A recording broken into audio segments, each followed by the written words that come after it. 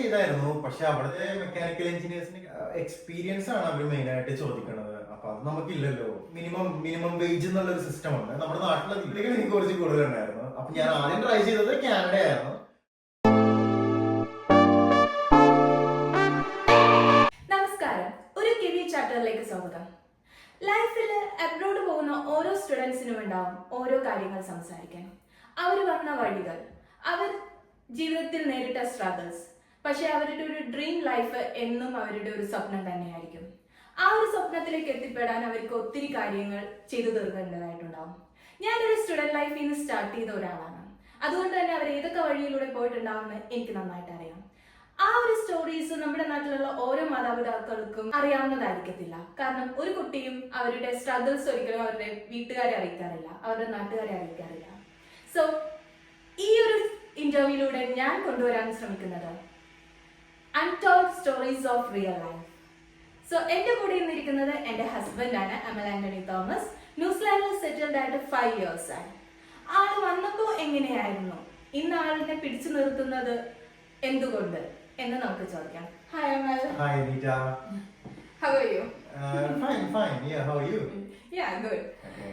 Okay, അമലിന്റെ ഒരു journey എന്ന് പറയുന്നത് ന്യൂസിലാൻഡിൽ വരുന്നതിന് മുന്നേ മെക്കാനിക്കൽ എഞ്ചിനീയർ KMA കോളേജിലായിരുന്നു ചെയ്തത്. അവിടെ നിന്ന് എന്തുകൊണ്ട് നാട്ടിലൊരു ജോലി എന്ന സ്വപ്നം ഉണ്ടായിരുന്നില്ല? ഞാൻ ട്രൈ ചെയ്തായിരുന്നു. പക്ഷെ അവിടുത്തെ മെക്കാനിക്കൽ എഞ്ചിനീയേഴ്സിന് കിട്ടുന്ന സാലറിയും പിന്നെ എക്സ്പീരിയൻസ് ആണ് അവർ മെയിൻ ആയിട്ട് ചോദിക്കുന്നത്. അപ്പൊ അത് നമുക്കില്ലല്ലോ. നമ്മളിപ്പോ പഠിച്ചിറങ്ങിയല്ലേ ഉള്ളൂ. അപ്പോ എന്താ പറയാ, അവർക്ക് വേണ്ടത് ഒരു 2 years എക്സ്പീരിയൻസ് ഉള്ള ആളെയാണ്. ഈവൻ ഫ്രഷേഴ്സിന് അവർ ഹയർ ചെയ്ത് കഴിഞ്ഞാലും അവർ 5,000 അല്ലെങ്കിൽ 7,000 rupees ഒക്കെയാണ് അവരവിടെ നമുക്ക് തരുന്നത്. നമുക്ക് നമ്മുടെ നാട്ടിൽ ഇങ്ങനെ ബേസിക് പേ എന്ന് പറഞ്ഞൊരു സിസ്റ്റം ഇല്ലല്ലോ. അപ്പൊ അങ്ങനെ ചെയ്യുന്നത് കൊണ്ട് നമുക്ക് നമ്മുടെ ലിവിങ് എക്സ്പെൻസുകൾ അവിടെ നാട്ടിൽ മീറ്റ് ചെയ്യാൻ വേണ്ടിയിട്ട് ഭയങ്കര ബുദ്ധിമുട്ടായിരുന്നു. സോ അതുകൊണ്ടാണ് അപ്പൊ ഞാൻ കരുതി അബ്രോഡ് പോവുകയാണെന്നുണ്ടെങ്കിൽ അവിടെ ഒരു എന്താ പറയാ ഒരു ഫിക്സഡ് എമൗണ്ട് ഉണ്ട്, ലൈക്ക് മിനിമം വേജ് എന്നുള്ള ഒരു സിസ്റ്റം ഉണ്ട് നമ്മുടെ നാട്ടിലതില്ല. ആ ഒരു മിനിമം വേജ് കൊണ്ട് നമ്മൾ സാറ്റിസ്ഫൈഡ് ആയിരിക്കും എന്ന് വിചാരിച്ചിട്ടാണ് ഞാൻ ഒരു അബ്രോഡ് കൺട്രി ചൂസ് ചെയ്തത്. പിന്നെ ആ ഒരു എക്സ്പോഷർ ചെയ്യണം എന്നുണ്ടായിരുന്നു. കാരണം ഡിഫറെന്റ് ഒരു കോളേജിൽ വേറെ ആൾക്കാരോടൊപ്പം വേറൊരു മീഡിയം ഓഫ് ലാംഗ്വേജിൽ നമ്മളത് സ്റ്റഡി ചെയ്യുമ്പോഴേക്കുള്ള ഒരു ആ ഒരു ഇത് എക്സ്പീരിയൻസ് ചെയ്യണം എന്ന് എനിക്കുണ്ടായിരുന്നു. സോ അതുകൊണ്ടാണ് അങ്ങനെ ഒരു അബ്രോഡ് ലൈഫ് ഞാൻ ചൂസ് ചെയ്യാനുള്ള കാരണം. Why New Zealand? ഓണസ്റ്റ്ലി എന്റെ സപ്ലികൾ എനിക്ക് കുറച്ച് കൂടുതലുണ്ടായിരുന്നു. അപ്പൊ ഞാൻ ആദ്യം ട്രൈ ചെയ്തത് കാനഡ ആയിരുന്നു, പിന്നെ ഓസ്ട്രേലിയ ആയിരുന്നു.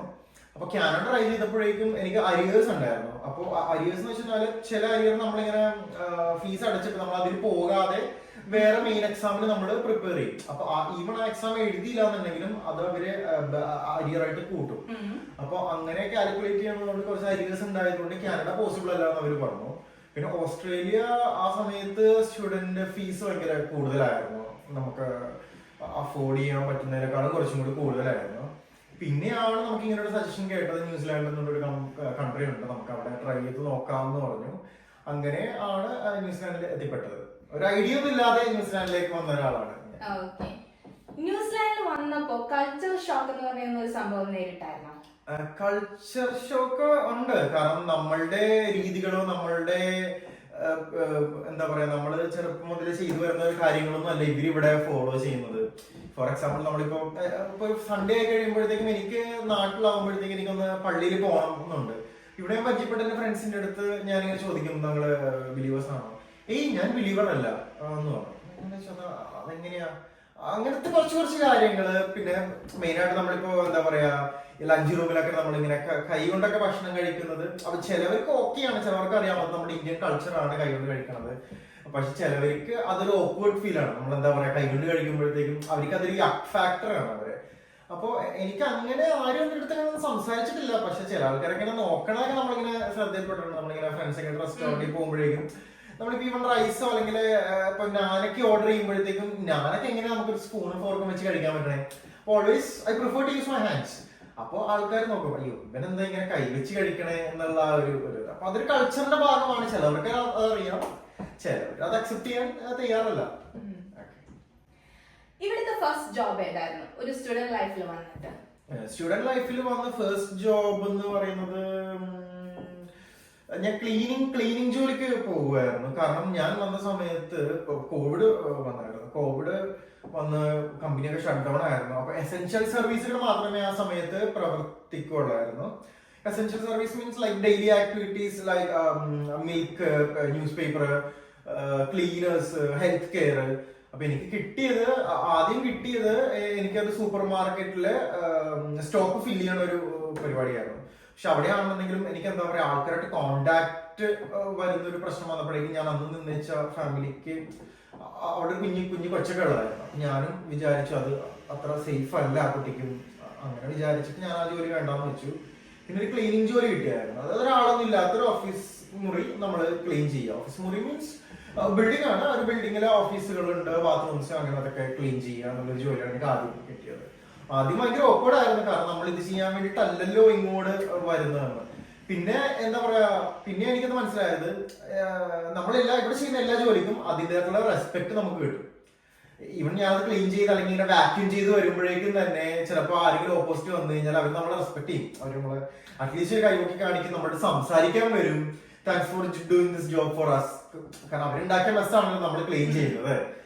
അപ്പൊ അങ്ങനെ ഒരു ക്ലീനിങ് ജോലിയാണ് എന്റെ ഓർമ്മയിൽ ഞാൻ ആദ്യമായിട്ട് ചെയ്യുന്നത്. ഒരു ബിൽഡിംഗ് ക്ലീനിങ് ആയിരുന്നു. എന്തായിരുന്നു ഇവിടെ ഫേസ് ചെയ്ത ചാലഞ്ചസ്? ഫേസ് ചെയ്ത ചാലഞ്ചസ് ഞാനൊരു ഹോം സിക്നെസ് ആയിരുന്നു. ഫസ്റ്റ് വന്നപ്പോഴേക്കും ഭയങ്കര ഹോം സിക്ക് അടിച്ചായിരുന്നു. കാരണം ഞാൻ ഇതുവരെ അങ്ങനെ വീട്ടിൽ നിന്ന് മാറി നിൽക്കാത്ത ഒരാളായിരുന്നു. പെട്ടെന്ന് അങ്ങനെ വീട്ടുകാര്, നാട്, ഫ്രണ്ട്സ്, ഫുഡ് ഒക്കെ പെട്ടെന്ന് ചേഞ്ച് ആയി കഴിഞ്ഞപ്പോഴേക്കും ഭയങ്കര ബുദ്ധിമുട്ടായിരുന്നു. ഞാൻ വിചാരിച്ചു കുറച്ച് ആൾക്കാരെ കാണുമ്പോഴേക്കും അത് ശരിയാവും. കാരണം കോളേജിൽ പോകും, കോളേജിൽ കുറച്ച് ആൾക്കാരെ മീറ്റ് ചെയ്യും, new faces, we can go out. അപ്പൊ അതൊക്കെ വരുമ്പോഴേക്കും ശരിയാവും എന്ന് വിചാരിച്ചു. പക്ഷെ അപ്പോഴാണ് കോവിഡ് സംഭവിച്ചു, ലോക്ക്ഡൌൺ ആയി. ഞങ്ങൾ എന്താ പറയാ ഒരു സ്കൈപ്പില് ഞങ്ങൾ ആ ലാപ്ടോപ്പിന് മുന്നിലായിരുന്നു ഡെയിലി ക്ലാസ് അറ്റൻഡ് ചെയ്തിട്ടുണ്ടെന്ന്. അപ്പൊ അത് കൈൻഡ് ഓഫ് ഡിപ്രസിംഗ് ആയിരുന്നു. കാരണം നമ്മൾ പുതിയ ഫേസ് ആരും കാണുന്നില്ല. ഞാൻ നിന്നേച്ചത് ഒരു ഇന്ത്യൻ മലയാളി ഫാമിലിയോടൊപ്പം ആയിരുന്നു. അപ്പൊ എന്താ പറയാ, ഞാൻ അവരെ മാത്രമേ കാണുന്നുള്ളൂ. പിന്നെ പുറത്തു പോകാനുള്ള ഇതില്ല. അങ്ങനെയൊക്കെ വന്നപ്പോഴേക്കും അത് ഭയങ്കര ഒരു ചലഞ്ച് ആയിരുന്നു. അപ്പൊ ഞാൻ ആലോചിച്ചു, നാട്ടിലായിരുന്നു വെച്ചിട്ടുണ്ടെങ്കിൽ അറ്റ്ലീസ്റ്റ് ഫ്രണ്ട്സ് ഒക്കെ ആയിട്ട് ഹാങ് ഔട്ട് ചെയ്യായിരുന്നു. പിന്നെ നമ്മുടെ വീട്, നമ്മുടെ മുറി എന്നൊക്കെ പറയുമ്പോഴേക്കും നമുക്കത് മതിയല്ലോ. ഇപ്പൊ നമ്മൾ പുറത്ത് പോയില്ലെന്നുണ്ടെങ്കിലും നമ്മളുടെ ആ ഒരു ഒരു എൻവയോൺമെന്റ് ആയിട്ട് നമ്മളൊന്ന് സെറ്റ് ആയിരുന്നു. ഇവിടെ വന്ന ആദ്യം ഉണ്ടായ സ്ട്രഗിള് യെസ് അതാണ്, നമുക്ക് ഹോം സിക്ക് ആയിരുന്നു. വീട്ടുകാരും ഒക്കെ ഭയങ്കരമായിട്ട് മിസ് ചെയ്തായിരുന്നു. ഇവിടെ പെർമനന്റ് റെസിഡൻസി കിട്ടാൻ ടഫ് ആണ്. പെർമനന്റ് റെസിഡൻസി കിട്ടാൻ ടഫ് ആണെന്ന് വെച്ച് കഴിഞ്ഞാല് യെസ് അറ്റ് ദ മൊമെന്റ് കുറച്ച് പാടാണ്. പക്ഷെ കിട്ടില്ല എന്ന് ഞാൻ പറയില്ല. കാരണം മേ ബി കിട്ടുമായിരിക്കും. ഇപ്പൊ നിങ്ങളൊരു ഗ്രീൻ ലിസ്റ്റുള്ള ജോലിയാണ് ചെയ്യുന്നുണ്ടെങ്കിൽ, അല്ലെങ്കിൽ ഒരു സ്കിൽ ഷോർട്ടേജ് ലിസ്റ്റിൽ നിങ്ങൾ നിങ്ങളുടെ ജോലി സ്കിൽ ഷോർട്ടേജ് ലിസ്റ്റിൽ പെടുന്നുണ്ടെങ്കിൽ, ഫോർ എക്സാമ്പിൾ നേഴ്സ് ആണ്, നിങ്ങളൊരു നേഴ്സ് ആണെന്നുണ്ടെങ്കിൽ നിങ്ങൾക്ക് PR-ലേക്കുള്ള പാത്ത് വേ ഈസിയാണ്. ഐ മീൻ എളുപ്പമാണോ പാടാണോ എന്നുള്ളതൊക്കെ നമ്മളത് എഫേർട്ട് എടുക്കുന്നത് പോലെ ഇരിക്കും. ആ പാത്ത് വേ ഉണ്ട്. ആ പാത്ത് വേയിൽ കൂടി നിങ്ങളത് എങ്ങനെ മൂവ് ചെയ്യുന്നു അത് വെച്ചിട്ട് ആയിരിക്കും നമുക്ക് ഈസി ആണോ ടഫ് ആണോ എന്ന് പറയാം. നമ്മുടെ ഒരു സ്റ്റുഡന്റ് ലൈഫ് ഇൻ ഇന്ത്യയും സ്റ്റുഡന്റ് ലൈഫ് ഇൻ ന്യൂസിലാൻഡും തമ്മിലുള്ള ഡിഫറൻസ് എന്താണ്? സ്റ്റുഡന്റ് ലൈഫ് ഇൻ ഇന്ത്യ എന്ന് പറയുമ്പോഴേക്കും നമ്മൾ നേരെ പണി കഴിഞ്ഞ് നമ്മളെ വീട്ടിലോട്ടാണ് വരുന്നത്. നമുക്ക് വീട്ടിൽ ഫുഡ് കുക്ക് ചെയ്യാനും അല്ലെങ്കിൽ നമുക്ക് നമ്മുടെ ഡ്രസ്സ് വാഷ് ചെയ്യാനും എല്ലാത്തിനും നമ്മുടെ വീട്ടുകാരുണ്ട്. നമുക്ക് അതിനെപ്പറ്റി ഓർത്ത് വറി ചെയ്യണ്ട. ഇൻ കേസ് നമ്മുടെ ഹോസ്റ്റലാണ് നിൽക്കണമെന്നുണ്ടെങ്കിൽ നമുക്ക് മെസ്സ് ഉണ്ടാവും, അല്ലെങ്കിൽ അടുത്തൊരു റെസ്റ്റോറന്റ് ഉണ്ടാവും, ചീപ്പാണ് ഫുഡും കാര്യങ്ങളൊക്കെ. പക്ഷെ ഇവിടെ നമ്മള് ഒരു എന്താ പറയാ രാവിലെ 7 മണി തൊട്ട് ചിലപ്പോൾ 3 മണി അല്ലെങ്കിൽ ചിലപ്പോൾ ചില ക്ലാസ്സുകൾ 8 മണി രാത്രി 8 മണി വരെയൊക്കെ ഉണ്ടാവും. ക്ലാസ് കഴിഞ്ഞ് നമ്മൾ വീട്ടിലെത്തുമ്പോഴേക്കും നമ്മുടെ ഫുഡ് നമ്മൾ പ്രിപ്പയർ ചെയ്യണം, വാഷിങ് ചെയ്യണം, അടുത്ത ദിവസത്തേക്കുള്ള ലഞ്ചോ കാര്യങ്ങളാണെങ്കിൽ അത് പ്രിപ്പയർ ചെയ്ത് വെക്കണം. പിന്നെ കുറച്ച് നമ്മൾ പഠിക്കണമല്ലോ, കാരണം നമ്മൾ അതിന് വേണ്ടിയിട്ടാണ് നമ്മൾ വന്നത്. ഇപ്പൊ നമ്മുടെ നാട്ടിലെ പോലെ നമ്മളിങ്ങനെ കുത്തിയിരുന്ന് പഠിക്കണമെന്നുണ്ടെങ്കിലും പ്രൊജക്ട് വർക്കുകൾ ഇന്ന ഡെഡ് ലൈൻസിന് മുന്നേ നമ്മൾ സബ്മിറ്റ് ചെയ്യണം. അങ്ങനത്തെ കുറച്ച് പേപ്പർ വർക്കും കാര്യങ്ങളൊക്കെ ഉണ്ടായിരുന്നു. അപ്പൊ അത് നമ്മൾ തന്നെ ചെയ്യണം, അതിനുള്ള സമയം നമ്മൾ തന്നെ കണ്ടെത്തണം. ഇപ്പൊ അതിനിടയിൽ നമുക്ക് ഒരു പാർട്ട് ടൈം ജോലി ഉണ്ടെങ്കിൽ നമ്മൾ അത് പോകണം. അപ്പൊ ഇതിനെല്ലാത്തിനും കൂടി നമ്മൾ സമയം കണ്ടെത്തണം. അപ്പൊ അതാണ് ഒരു ഡിഫറൻസ്. കാരണം നാട്ടിൽ നമ്മൾ ഇതിനെ പറ്റി ഓർത്ത് വറിയാവേണ്ട ആവശ്യമില്ല. പക്ഷെ ഇവിടെ നമ്മളതെല്ലാം ഇവിടെ നമ്മുടെ റെന്റ് കൊടുക്കണമെന്നുണ്ടെങ്കിൽ നമുക്ക് അതൊരു പാർട്ട് ടൈം ജോലി അല്ലെങ്കിൽ എന്തെങ്കിലും ഒരു ജോലി വേണം. നമുക്ക് അത് വീക്ക്ലി, ഇവിടെ വീക്ക്ലി ആണ് റെന്റ് കൊടുക്കണേ. ഈവൻ ഗ്രോസറീസ് ഒക്കെ എല്ലാം നമ്മൾ വീക്ക്ലി ആണ് ചെയ്യുന്നത്. അപ്പൊ അത് ചെയ്യുമ്പോഴെന്ന് വെച്ചാൽ നമുക്കൊരു എന്താ പറയാ ഒരു പാർട്ട് ടൈം ജോലി അത്യാവശ്യമാണ്. പാർട്ട് ടൈം ജോലി ചെയ്യാനുള്ള ആ ഒരു സമയം നമ്മൾ ഇതിന്റെ ഇടയിൽ കണ്ടുപിടിക്കണം. അപ്പൊ അതായിരുന്നു ഒരു ചലഞ്ച്. നമ്മുടെ നാട്ടിൽ അതൊരു ഡൗട്ടാണ്. നമ്മുടെ അന്യ സംസ്ഥാനത്ത് നിന്ന് വന്ന് ജോലി ചെയ്യുന്ന ഒത്തിരി പേരുണ്ടാകും കേരളത്തിൽ. അവരോട് നമുക്കുള്ള ആറ്റിറ്റ്യൂഡ് എന്ന് പറയുന്നത് ഡിഫറെന്റ് ആണ്. മോസ്റ്റ് ഓഫ് ദ പീപ്പിൾ ഞാൻ ഇന്ത്യയിൽ നിന്നപ്പോ കണ്ടിട്ടുള്ളതാണ്. അത് തന്നെയാണോ ന്യൂസിലാൻഡ് വന്നപ്പോ നമുക്ക് കിട്ടുന്നത്? കാരണം പാരന്റ്സിന് അങ്ങനെ ഒരു തോട്ട് ഉണ്ട്, നമ്മുടെ മകൻ ഇവിടെ നല്ല രീതിയിൽ കഴിഞ്ഞിട്ട് എന്തിന് വേറൊരു രാജ്യത്ത് എന്ന് ഇവരെ പോലെ പണിയെടുക്കണമെന്ന്. അത് ശരിയാണോ? എനിക്ക് മനസ്സിലായ ഒരു തോട്ട്. കാരണം നമ്മുടെ നാട്ടിൽ ഇപ്പൊ ഒരു ഹിന്ദിക്കാരോ അല്ലെങ്കിൽ വേറൊരു തമിഴ് ആൾക്കാരോ വർക്ക് ചെയ്യുമ്പോഴേക്കും നമുക്ക് ഉണ്ടാവുന്ന ഒരു attitude kind of same attitude തന്നെയാണെന്ന് തോന്നുന്നു ഇവിടുത്തെ ആൾക്കാർക്കും, ചിലവർക്ക് കേട്ടോ. അപ്പൊ ചിലർക്ക് ഭയങ്കര വെൽക്കമിങ് ആണ്. പക്ഷെ ചിലവരുടെ മനസ്സിലുണ്ടാവില്ല, അയ്യോ എനിക്ക് കിട്ടേണ്ട ജോലി ആയിരുന്നു ഇവൻ ചെയ്തുകൊണ്ടിരിക്കുന്ന, അങ്ങനത്തെ ഒരു ആറ്റിറ്റ്യൂഡ് ചിലവർക്കുണ്ട്. എനിക്ക് അങ്ങനെ ഫേസ് ചെയ്തിട്ടില്ല. എന്നാലും ഇവര് മേ ബി അത് അവരുടെ മനസ്സിലുണ്ടാവുമായിരിക്കും. ഞാൻ പിന്നെ അങ്ങനെ അതിനെപ്പറ്റി ഓർത്ത് അങ്ങനെ അറിയാവാറില്ല. ജസ്റ്റ് വരിക, നമ്മുടെ കാര്യം ചെയ്യുക, വീട്ടിൽ പോവുക, അതാണ് ഇപ്പൊ ഞാൻ ചെയ്തോണ്ടിരിക്കുന്നത്. മറ്റുള്ളവർക്ക് അങ്ങനെ ഫീൽ ആവും. ഞാൻ പണ്ടങ്ങനെ വിചാരിച്ചിട്ടുണ്ടാവും, അയ്യോ മറ്റുള്ളവർക്ക് അത് എന്ത് തോന്നും, മറ്റുള്ളവർക്ക് അത് എന്ത് ഫീൽ ആകും. ഇപ്പൊ ഞാൻ അങ്ങനെ ചിന്തിക്കണില്ല. ഞാൻ വരുന്നു, എന്റെ കാര്യം ചെയ്യുന്നു, തിരിച്ചു പോകുന്നു, നമ്മുടെ പാർട്ട് നമ്മൾ അവിടെ ചെയ്യുന്നു, തിരിച്ചു പോരുന്നു. ഇവിടുത്തെ ആൾക്കാർ അതുപോലെ തന്നെ ചെയ്യണം. നമ്മുടെ നാട്ടിലാണ് നമ്മളിപ്പോ ഒരു സ്ഥലത്ത് ചെന്ന് കഴിഞ്ഞാല് പറഞ്ഞതിൽ കൂടുതൽ ജോലി ചെയ്ത് കഴിഞ്ഞാൽ നമുക്കൊരു അപ്രീസിയേഷൻ കിട്ടുന്നത് പോലെ ഇവിടത്തെ ആൾക്കാർ ചെയ്യുന്നത് വരിക, അവരുടെ ജോലി ചെയ്യുക, തിരിച്ചു പോവുക. നമ്മളിപ്പോ ഒരു പുതിയൊരു കൺട്രിയിൽ വന്നേക്കുമല്ലേ. അപ്പൊ നമ്മുടെ ആ ഒരു നമ്മളെന്താ പറയാ കൂടുതൽ കാര്യങ്ങൾ ചെയ്ത് അപ്രീസിയേഷൻ വാങ്ങിക്കാം. മേ ബി ഒരാൾക്കാരുടെ തോട്ട് പ്രോസസ് ആയിരിക്കും അത്. ഞാനിപ്പോ ഇവരുടെ പോലെയാണ്, ചെല്ലുക, എന്റെ ഒരു പാർട്ട് ചെയ്യുക, തിരിച്ചു പോരുക. ഞാൻ ഹാപ്പിയാണ് അതിൽ, അവരും ഹാപ്പിയാണ്. കൈൻഡ് ഓഫ് റെസ്പെക്ട് അത് ഡിഫറെന്റ് അല്ലേ ന്യൂസിലാൻഡിലും കിട്ടുന്നത്? ഒരു വെൽക്കമിങ് ഇപ്പൊ നമ്മുടെ ഇന്ത്യയിൽ പറയുന്നത് പോലെ അതിഥി ദേവോ ഭവ എന്ന് പറയുന്നത് പോലെ ആ റെസ്പെക്ട് ഒന്നും ഇവിടെ കിട്ടാറില്ല. ഡിപ്പെൻസ്. ലൈക്ക് ചിലവര് ഓക്കെയാണ്, വെൽക്കമിങ് ആണ് ചിലവര്. ബട്ട് ചിലവര് കൈൻഡ് ഓഫ് അവരുടെ ആ ഒരു ആറ്റിറ്റ്യൂഡ് ഉണ്ടാവും, അല്ലെങ്കിൽ അവരുടെ ഒരു വേ ഓഫ് ടോക്കിംഗ് അതാണ്. നമുക്കത് യൂസ് ടു അല്ലാത്തത് കൊണ്ടാണ് നമ്മൾ അവരുടെ ആ ഒരു കൈൻഡ് ഓഫ് ഇതിലേക്ക് യൂസ് ടു ആയി വരുമ്പോഴേക്കും കറക്റ്റ് ആണ്, അങ്ങനെയാണ് അവർ ട്രീറ്റ് ചെയ്യുന്നത്. അത്രേ ഉള്ളൂ. നമ്മൾ ആ ഒരു അതിലേക്ക് അവര് ചിന്തിക്കുന്ന പോലെ നമ്മൾ ചിന്തിച്ചാൽ മതി. കൂടുതൽ ഓവറായിട്ട് തിങ്ക് ചെയ്യാതിരുന്നത്. സോറി. ഫാമിലി ലൈഫ് മിസ് ചെയ്യാറുണ്ടോ? ഫാമിലി ഇപ്പൊ എനിക്കൊരു വൈഫ് ഉള്ളത് കൊണ്ട് ഫാമിലി ലൈഫ് മിസ് ചെയ്യാറില്ല. നാട്ടില് പോണം, നാട്ടിലെ വീട്ടുകാരെയൊക്കെ മിസ് ചെയ്യാറുണ്ട്. ബട്ട് ട്രാവൽ ഉണ്ട്. ഇവിടുന്ന് അറൌണ്ട് ഒരു 20 hours ഓഫ് ഫ്ലൈറ്റ് ടൈം ഉണ്ട്. മിനിമം എനിക്ക് തോന്നുന്നത് 16 hours ആണ് തോന്നുന്നു.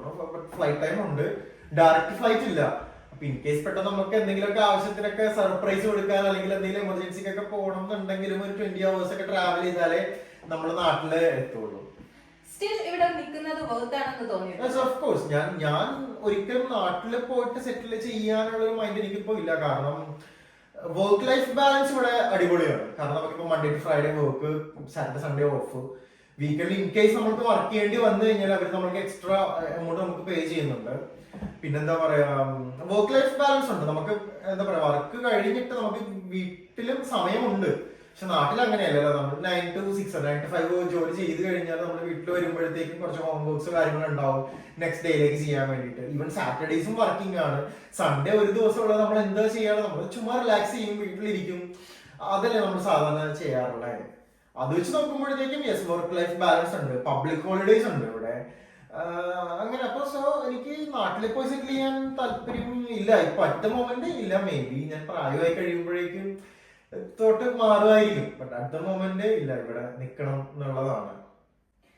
IT എന്ന് പറയുന്ന ഒരു ഫീൽഡ് ഒഴിച്ചു കഴിഞ്ഞാൽ നാട്ടിലത്തെ സാലറി തന്നെയാണോ കമ്പാരിറ്റീവ്ലി നല്ലത്, അല്ലെങ്കിൽ ഇവിടത്തെ സാലറി ആണോ നല്ലത്? ഓഫ് കോഴ്സ് ഇവിടത്തെ സാലറി ആണ് കമ്പാരിറ്റീവ്ലി. ജീവിത ചെലവ് കൂടുതലാണ് ഇവിടെ. ലിവിങ് എക്സ്പെൻസസ്, ഇവൻ ഗ്രോസറീസ്, വാട്ടർ ബില്ല്, റെന്റ് നമുക്ക് ഇവിടെ വീക്കിലി ആണ്, മന്ത്ലി അല്ല. സെയിം ലൈക്ക് ഇലക്ട്രിസിറ്റി ഒക്കെ 2 വീക്ക്ലി അല്ലെങ്കിൽ മന്ത്ലി ആണ്. പക്ഷെ അതും ഒരു എമൗണ്ട് ഉണ്ട്. വാട്ടർ ഉണ്ട്. പിന്നെ നമുക്ക് ലോൺ മൂവിങ് കാര്യങ്ങളൊക്കെ ചെയ്യണമെങ്കിൽ അതൊരു എക്സ്പെൻസ് ആണ്. പക്ഷെ നമ്മൾക്ക് ആ expense if you have a mind to work 40 hours നിങ്ങൾക്ക് വർക്ക് ചെയ്യാനുള്ള ഒരു മൈൻഡ് ഉണ്ടെങ്കിൽ നിങ്ങൾക്കത് എന്താ പറയാ ഇവിടെ നിന്ന് തന്നെ നിങ്ങൾക്ക് അത് ഗെയിൻ ചെയ്യാൻ പറ്റും. കുറച്ച് സേവിങ്സ് നിങ്ങൾക്ക് സെറ്റ് ചെയ്യാം. പിന്നെ വീക്കെൻഡ്സിനൊക്കെ ഇറങ്ങാൻ പോലെ പുറത്തുനിന്ന് ഫുഡ് കഴിക്കലൊക്കെ ആണെന്നുണ്ടെങ്കിൽ കുഴപ്പമില്ല. മീൻസ് എക്സ്പെൻസീവ് ആണ്. ബട്ട് നമുക്ക് അങ്ങനത്തെ ഒരു ലൈഫും കൂടി വേണ്ടേ. നമ്മളിപ്പോ ഫുൾ സേവിങ്സ് എന്ന് പറഞ്ഞിട്ട് നമ്മൾ എന്ത് ചെയ്യാൻ വേണ്ടിട്ട്, അപ്പൊ കുറച്ച് പൈസ നമ്മൾ പുറത്ത് പോയിട്ടൊക്കെ അടിച്ചു പൊളിക്കുക. ഇവിടെ കസിനോസ് ഉണ്ട്, ഇന്ത്യൻ റെസ്റ്റോറൻറ്റ്സോ അല്ലെങ്കിൽ ഇംഗ്ലീഷ് സ്റ്റൈൽ റെസ്റ്റോറൻറ്റ്സ് ഉണ്ട്, ബാറുണ്ട്, പബ്ബുണ്ട്. ഇടയ്ക്ക് അവിടെയൊക്കെ പോയി ഒരു ബിയറൊക്കെ കഴിച്ച് ചില്ലി ചെയ്യുക. അതാണ് ഞങ്ങളുടെ വീക്കെൻഡ് പ്ലാൻസ്, വീക്കെൻഡ് പരിപാടി. ഫാമിലി അവരെന്ത് ചെയ്യുന്നു ആൻഡ് എങ്ങനെയാണ് ന്യൂസിലാൻഡിലേക്ക് വരാനുള്ള എഡ്യൂക്കേഷൻ ഫീ അവര് സപ്പോർട്ട് ചെയ്തത്? Okay, father Joseph, father carpenter ആണ്. സ്വന്തമായിട്ടൊരു യൂണിറ്റ് ഒക്കെ ഉണ്ട് പുള്ളിക്ക്. ഇപ്പോ ഇപ്പോഴും വർക്ക് ചെയ്യുന്നുണ്ട്. മമ്മി ഹൗസ് വൈഫ് ആണ്. സിസ്റ്റർ ഉണ്ട്, സിസ്റ്റർ മാരീഡ് ആണ്, ഇപ്പൊ ക്യാരിങ് ആണ്. അളിയൻ കുവൈറ്റിലാണ്, ഷെഫാണ്. ഇതാണ് എന്റെ ഒരു സ്മോൾ ഫാമിലി. പിന്നെ ഓഫ്കോഴ്സ് എനിക്കൊരു വൈഫുണ്ട്. സോറി, എനിക്കൊരു വൈഫുണ്ട്. ആളിപ്പോ എന്റെ കൂടെ ഉണ്ടല്ലോ, അതുകൊണ്ടും ഞാൻ ഹാപ്പിയാണ്. നാട്ടിലുള്ളത് പപ്പ, മമ്മി, അനിയത്തി നാട്ടില് കേരളത്തിലെ കൊച്ചിയില് ഉണ്ട്. അളിയൻ കുവൈറ്റിലാണ്. യെസ്, അതാണ് ഒരു ഫാമിലി ലൈഫ്. പിന്നെ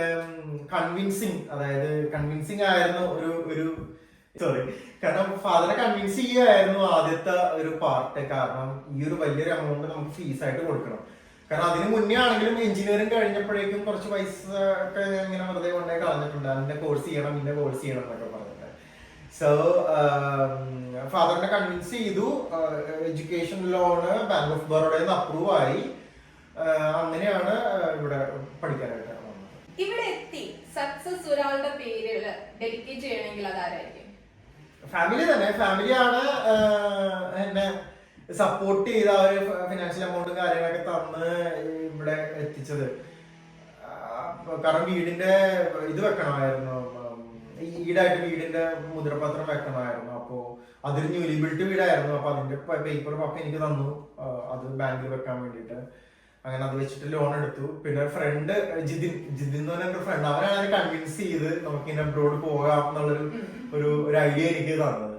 അപ്പൊ yes, I am thankful to them, like my friend and to my family. Do you feel regret about your decision? ഇല്ല, ഒരിക്കലും ഇല്ല. കാരണം നാട്ടിലെന്ന് വെച്ചിട്ടുണ്ടെങ്കിൽ ഞാൻ ചിലപ്പോ ഒരു 25,000 30,000, ഇപ്പൊ ചിലപ്പോ ഒരു 40,000 ഒക്കെ ആയിരിക്കും ചിലപ്പോ ഇപ്പൊ ഏൺ ചെയ്തുകൊണ്ടിരിക്കണം, മേ ബി ഒരു മന്ത്ലി. ബട്ട് ഇവിടെ I can earn more than that. Like ഒരു സേവിങ്സും ഉണ്ട്, പിന്നെ എന്റെ വർക്ക് ലൈഫ് ബാലൻസ് അടിപൊളിയാണ്. എനിക്ക് എന്റെ ഡ്രീം ഒക്കെ ഞാൻ പയ്യെ ആയിട്ട് അച്ചീവ് ചെയ്ത് വരുന്നുണ്ട്. ഞാൻ ഇപ്പോഴും എന്താ പറയുക, മെക്കാനിക്കൽ ഫീൽഡിലോട്ട് എത്തിയിട്ടില്ല. But I am closer to that. I am gaining experience. Currently ഇപ്പോ ചെൽസി ഷുഗറില് machine operator, like robot operator ആയിട്ട് വർക്ക് ചെയ്യുകയാണ്. ബേസിക്കലി മെഷീൻ ഓപ്പറേഷൻ ജോലി തന്നെയാണ് ചെയ്യുന്നത്. അറ്റ് ദ മൊമെന്റ് ആ ഒരു ജോലിയിൽ കുറച്ച് എക്സ്പീരിയൻസ് ഗെയിൻ ചെയ്യുക, റോബോട്ട്സ് കാര്യങ്ങളൊക്കെ വർക്ക് ചെയ്യണം എങ്ങനെ നോക്കുക, അതിന്റെ മെയിൻ്റനൻസ് കാര്യങ്ങളൊക്കെ കുറച്ചുകൂടി പഠിക്കുക. പിന്നെ ഓട്ടോമേഷൻ ടീമുണ്ട് നമുക്ക്. അപ്പൊ അവരായിട്ട് ഇടയ്ക്ക് ഇങ്ങനെ എന്തെങ്കിലും ബ്രേക്ക് ഡൗണോ കാര്യങ്ങളൊക്കെ വരുമ്പോഴത്തേക്ക് നമ്മൾ കുറച്ച് കാര്യങ്ങൾ ഡിസ്കസ് ചെയ്യാറുണ്ട്. അപ്പൊ അവരായിട്ട് സംസാരിച്ച് കുറച്ചും കൂടി നോളജ് അക്വയർ ചെയ്യുക. അത് കഴിഞ്ഞിട്ട് ഓപ്പണിംഗ് വരും. ഇപ്പൊ ഓപ്പണിംഗ് വരുമ്പോഴത്തേക്കും കമ്പനി പ്രിഫർ ചെയ്യുന്നത് മേ ബി ഇന്റേണൽ ആൾക്കാരെ ആയിരിക്കും. അപ്പൊ നമ്മൾക്ക് എന്താ പറയാ, ഒരു ലേണിംഗ് ഉണ്ട്. നമ്മളിപ്പോ മെക്കട്രോണിക്സ് ആണ് ഞാൻ പഠിച്ചത്. നമുക്ക് എന്താ പറയാ, അതിന്റെ ഒരു എഡ്യൂക്കേഷനും ഉണ്ട്, കുറച്ച് എക്സ്പീരിയൻസും ആയി കഴിഞ്ഞാൽ മേ ബി അവരെന്നെ ആ റോളിലോട്ട് കൺസിഡർ ചെയ്താലോ ആ ഒരു തോട്ടിലാണ് ഞാനിപ്പോ കുറച്ച് എക്സ്പീരിയൻസും ആ ഒരു വർക്കൊക്കെ ആയിട്ട് ഇങ്ങനെ ഒന്ന് അഡ്ജസ്റ്റ് ആയിട്ട് പോകുന്നത്. ഇന്ത്യയില് നമ്മള് ഫ്രഷേഴ്സിന് അത്ര വെൽക്കമിങ് അല്ല. സ്റ്റിൽ അവർ എക്സ്പീരിയൻസ് ചോദിക്കും, ഈവൻ നമ്മള് ഫ്രഷേഴ്സ് ആയിട്ട് ഓരോ കോളേജിൽ നിന്ന് ഇറങ്ങുമ്പോൾ. പക്ഷെ when you compare to New Zealand, എങ്ങനെയാണ് ഫ്രഷേഴ്സിനെ വെൽക്കമിങ് ആണ്? അവർക്ക് ഒരു ബേസിക് എമൗണ്ട് ഇവിടെ കൊടുക്കുന്നുണ്ടോ? ഏത് ജോലിക്കും ഇവിടെ ഒരു മിനിമം വേജ് ഉണ്ടാവും. മിനിമം വേജിൽ താഴെ അവർക്ക് വർക്ക് ചെയ്യാൻ പറ്റില്ല. പിന്നെ ഫ്രഷേഴ്സിനെ വെച്ചാൽ ഇവിടെ ഗ്രാജുവേറ്റ് പ്രോഗ്രാംസ് ഉണ്ട്. അതായത് പഠിച്ചു കഴിഞ്ഞപ്പോൾ 2 കൊല്ലത്തിനുള്ളിൽ നമുക്ക് ആ ഗ്രാജുവേറ്റ് പ്രോഗ്രാംസ് വഴി ഏതെങ്കിലും കമ്പനിയിൽ കയറാം. ആ കമ്പനിയുടെ ഒരു work, cultural work, way of working അത് പഠിക്കാം. പഠിച്ചു കഴിഞ്ഞു കഴിഞ്ഞാൽ ചാൻസ് ഉണ്ട് അവർക്ക് ആ കമ്പനിയിൽ തന്നെ പിന്നെ പെർമനന്റ് ആകാം. പിന്നെ ഗ്രാജുവേറ്റ് എന്ന് പറയുമ്പോഴത്തേക്ക് ആ സമയത്തെല്ലാം അവർ പഠിക്കണ ഒരു ജോലിയായിരിക്കും. അപ്പൊ അവർക്ക് ഇപ്പോ പറഞ്ഞ ജോലി തന്നെ ആയിരിക്കും, ചിലപ്പോൾ അവർക്ക് മോർ വർക്ക് ഉണ്ടാവും.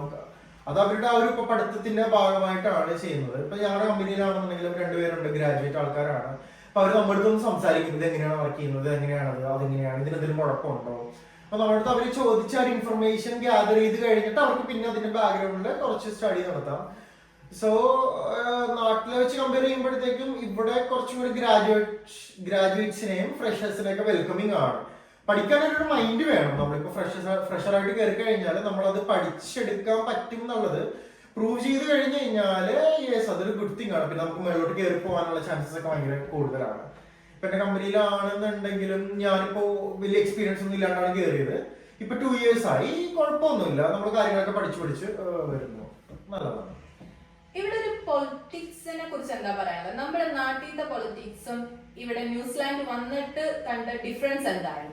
കമ്പനി പൊളിറ്റിക്സ് ആണോ അല്ലെങ്കിൽ മറ്റേ നോർമൽ? കാരണം നമ്മുടെ ജോബ് ഓപ്പർച്യൂണിറ്റീസ് എല്ലാം ഡിപ്പെൻഡ് ചെയ്യുന്നത് പുറത്തത്തെ പൊളിറ്റിക്സിനെയും കൂടെ ഡിപ്പെൻഡ് ചെയ്താണ്. അല്ല, അത് നാട്ടിലാണോ? ഇവിടെ എങ്ങനെ പൊളിറ്റിക്സിനോ അല്ലെങ്കിൽ എന്താ പറയാ റെഫർ ലൈക്ക് ഒരു പൊളിറ്റിക്കൽ പേഴ്സണെ റെഫർ ചെയ്യാം അങ്ങനത്തെ ഒരു ഇൻവോൾവ്മെന്റ് ഒന്നും ഇല്ലാന്ന് എനിക്ക് അറിയില്ല കേട്ടോ. അതൊന്നും ഇല്ലാന്ന് തോന്നുന്നു. നിങ്ങൾക്ക് അതിനുള്ളൊരു എഡ്യൂക്കേഷൻ ഉണ്ടോ, നിങ്ങളത് ചെയ്യാൻ ആ ജോലി ചെയ്യാൻ ഓക്കെ ആണെന്ന് അവർക്ക് തോന്നുവാണെന്നുണ്ടെങ്കിൽ അവർ നിങ്ങൾ ഹയർ ചെയ്യും. കുറെ ബാക്ക്ഗ്രൗണ്ട് ചെക്സും കാര്യങ്ങളൊക്കെ ഉണ്ട്.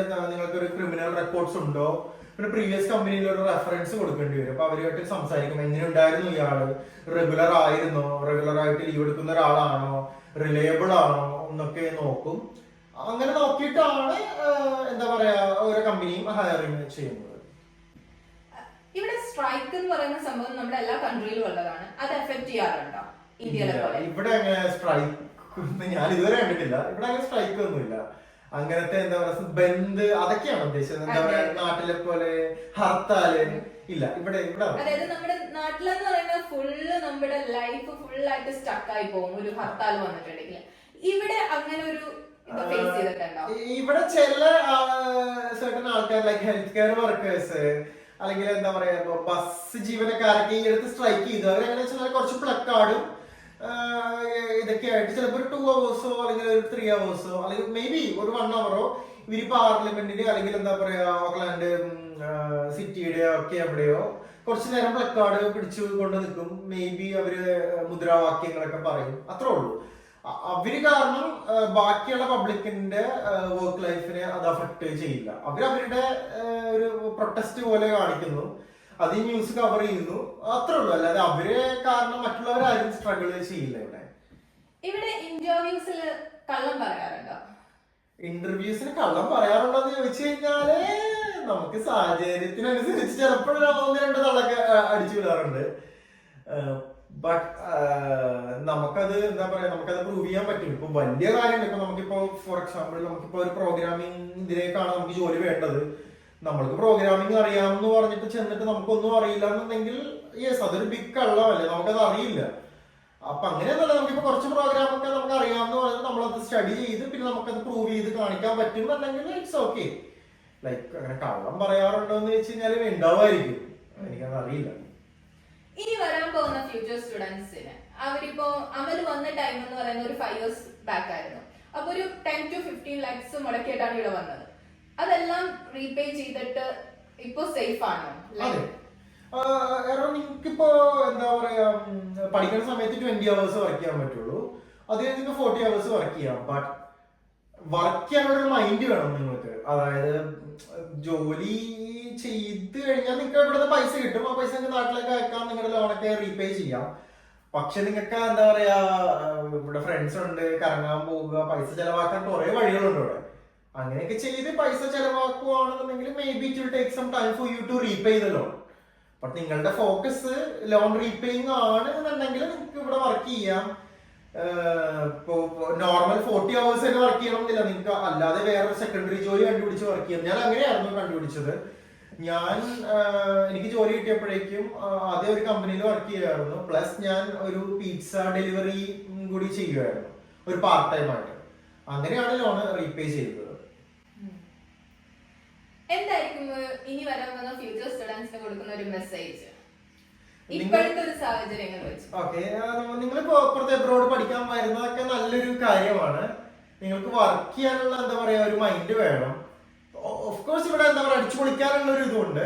ബട്ട് വർക്ക് ചെയ്യാനുള്ള ഒരു മൈൻഡ് വേണമെന്നുണ്ടെങ്കിൽ നിങ്ങൾക്ക് എന്താണെങ്കിലും ഇവിടെ സക്സസ്ഫുൾ ആവാൻ പറ്റും. നിങ്ങൾക്ക് നിങ്ങളുടെ ഡ്രീം അച്ചീവ് ചെയ്യാൻ പറ്റും. നിങ്ങൾക്ക് നാട്ടിൽ ചെയ്യാൻ പറ്റാത്ത പല കാര്യങ്ങളും നിങ്ങൾക്ക് ഇവിടെ ചെയ്യാൻ പറ്റും. So yes, think wisely and then decide. അതാണ് പറയാനുള്ളത്. Okay, thank you Amal, thank you for your time. Thank you. അപ്പോ ഇനി നെക്സ്റ്റ് എപ്പിസോഡിൽ കാണാം.